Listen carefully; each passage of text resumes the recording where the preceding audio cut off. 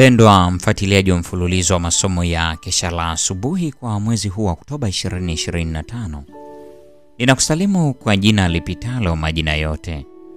Hili sio jina la mtu awaye yote, bali ni jina la Bwana wetu Yesu Kristo. Ninakualika katika mfululizo wa masomo ya Kesha la Asubuhi. Leo ni Oktoba 17. Mwezi wa Oktoba tumekuwa tukijifunza masomo yaliyojengeka katika mada kuu inayosema Mwinue Yesu juu kama kichwa cha kanisa. Leo tutaiangazia mada inayosema kutambua umiliki wa Mungu. Kabla hatujalianza somo hili, hebu tuombe. Mtakatifu, mtakatifu, mtakatifu, Baba yetu na Mungu wetu uliye mbinguni, jina lako litukuzwe sana.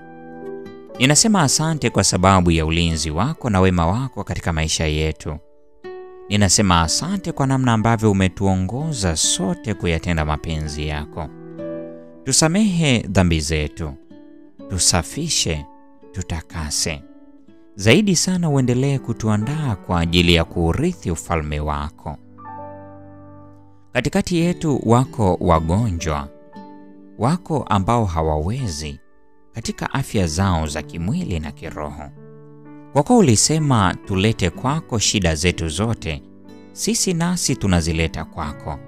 Tumekuja kushusha mizigo yetu yote kwako, maana wewe umeahidi kutupumzisha. Tunaamini katika ahadi zako, kwa kuwa umesema na wewe ni Mungu, na kwamba wewe husemi uongo. Enda nasi asubuhi ya leo, ukamtendee kila mmoja wetu sawasawa na atakavyoamini. Katika jina la Yesu tunaomba na kuamini. Amen. Kutambua umiliki wa Mungu. Oktoba 17. Mada hii imejengeka katika Zaburi ya 119 aya ya 72. Neno la Mungu linasema, sheria ya kinywa chako ni njema kwangu kuliko maelfu ya dhahabu na fedha. Maneno ya mtunga Zaburi, sheria ya kinywa chako ni njema kwangu kuliko maelfu ya dhahabu na fedha, katika Zaburi ya 119 ya 72, hueleza kile kilicho ukweli kutoka mtazamo tofauti na ule wa kidini. Yanaeleza ukweli halisi tena ambao unakubalika katika ulimwengu wa kibiashara. Hata katika zama hizi za kupenda kupata fedha, wakati ambapo ushindani ni mkali mno na njia za kibiashara hazijali maadili, bado inatambulika kwamba kwa kijana anayeanza maisha, uadilifu, juhudi, kiasi, usafi wa tabia na uwekevu ni mtaji bora mno kuliko kiasi chochote cha fedha. Kile kilicho katika msingi wa uadilifu wa kibiashara na wa mafanikio ya kweli ni kutambua umiliki wa Mungu. Muumbaji wa vitu vyote ndiye hasa mwenye mali. Sisi tu mawakili wake. Vyote tulivyo navyo ni amana kutoka kwake ili vitumike kulingana na maelekezo yake. Hili ni jukumu alilonalo kila mwanadamu. Linahusu shughuli zote za mwanadamu, kwamba tunalitambua au la, tu mawakili tuliopewa na Mungu talanta na vifaa na kuwekwa duniani ili kufanya kazi aliyoipanga. Kila mtu amepangiwa kazi yake, Marko 13 aya 34. Kazi ambazo stadi zake zinaendana nazo.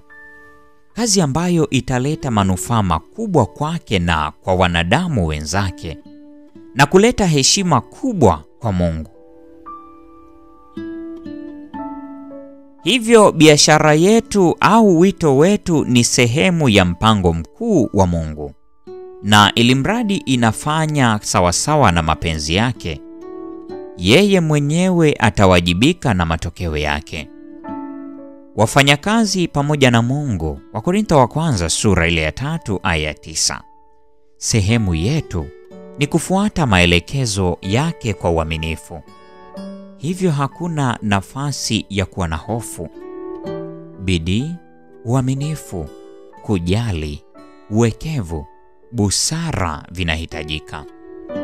Kila nyanja ya akili itumike kwa kiwango chake cha juu kabisa. Lakini tegemeo halitakuwa katika matokeo ya jitihada zetu, bali katika ahadi za Mungu.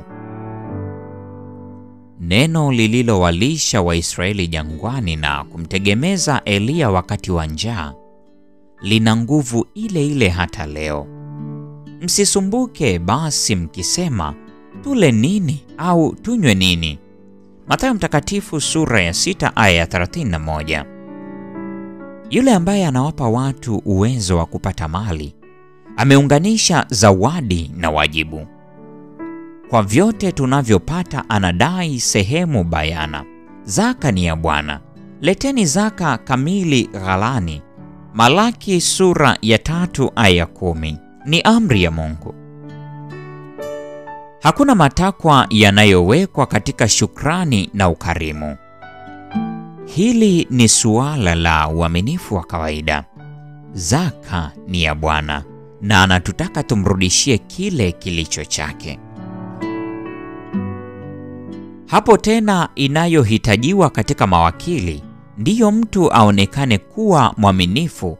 Wakorintho wa kwanza sura ya 4 aya ya 2. Kama uaminifu ni kanuni muhimu ya kibiashara, je, hatupaswi kutambua jukumu letu kwa Mungu, jukumu ambalo ndilo msingi wa mengine yote? Elimu, ukurasa wa 107 hadi 109. Mpendwa mfuatiliaji wa mfululizo wa masomo haya ya Kesha la Asubuhi, leo ni Oktoba 17, mada ikisema kutambua umiliki wa Mungu. Na kwa nukta hiyo ndio tunakuwa tumefikia tamati ya tafakari ya somo hili siku ya leo. Neema ya Bwana wetu Yesu Kristo, pendo la Mungu na ushirika wa Roho Mtakatifu dumu kwa pamoja nasi sasa na hata milele. Amina. Tumeitwa tuifanye kazi yake, kazi yake. Mungu muumbaji wetu, kwa nguvu zetu, kwa mali zetu, akili nyingi, ujuzi na maarifa, huku tukimwomba Mungu atupe Roho wake. Kwa njia hiyo tutashinda. Mtumikie Mungu ungali unazo nguvu. Nyakati zaja zilizo mbaya, utaposema sina furaha katika kazi na nguvu za ujana zimekwisha. Mtumikie Mungu ungali unazo nguvu. Nyakati zaja zilizo mbaya, utaposema sina furaha katika kazi na nguvu za ujana zimekwisha.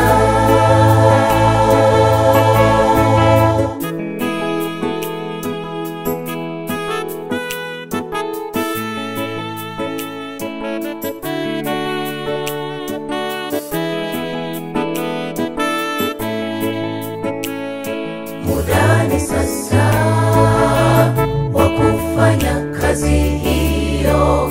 Tuondoke, twendeni ulimwenguni kwa mataifa, tuwafundishe habari njema za Yesu Mwokozi wetu. Nao wakishaamini, kisha tuwabatize, tuokolewe kwa pamoja. Mtumikie Mungu ungali unazo nguvu. Nyakati zaja zilizo mbaya, utaposema sina